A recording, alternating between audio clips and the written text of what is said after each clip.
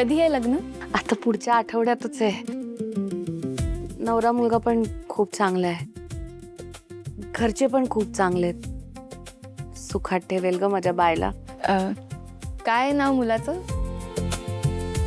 तूच सांग त्याचं नाव. गौतम. गौतम बांदेकर.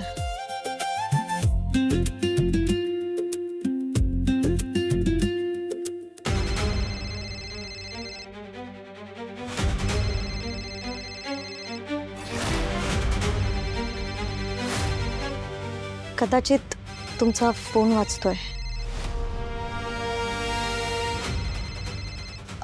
मी देते.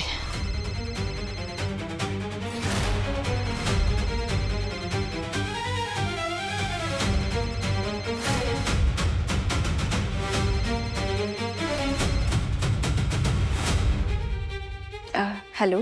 कुठे गेलीस तू? अक्कल आहे की नाही तुला? का मार खाऊनच डोकं थारावर येणार आहे? सांगून जाता येत नाही? इथेच गेले होते. नाही मग गटारात पडलीस का गाडी खाली आलीस कोणाच्या? एक बाई भेटल्या होत्या रस्त्यात, त्यांना चक्कर आली होती, त्यांना घरी सोडायला गेले होते. हा, दुसऱ्यांची मदत करा. माझी पण तब्येत बरी नाही, घरी ये पटकन. 15 मिनिटात येते. अकलीचा भाग नाही.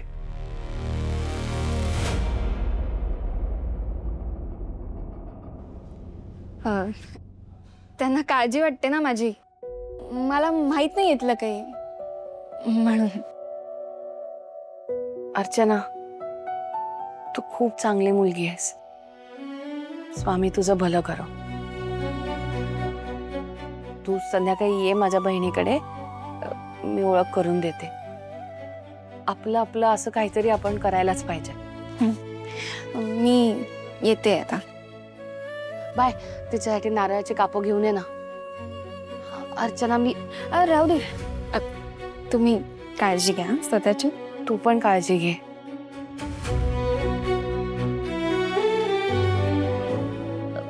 थँक्यू. येते.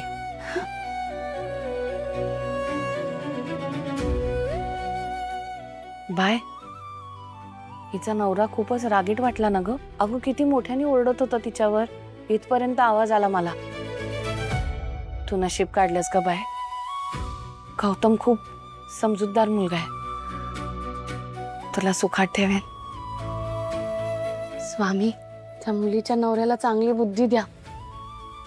आणि असली माणसं माझ्या पोरींना कधीच भेटू पण नाहीत.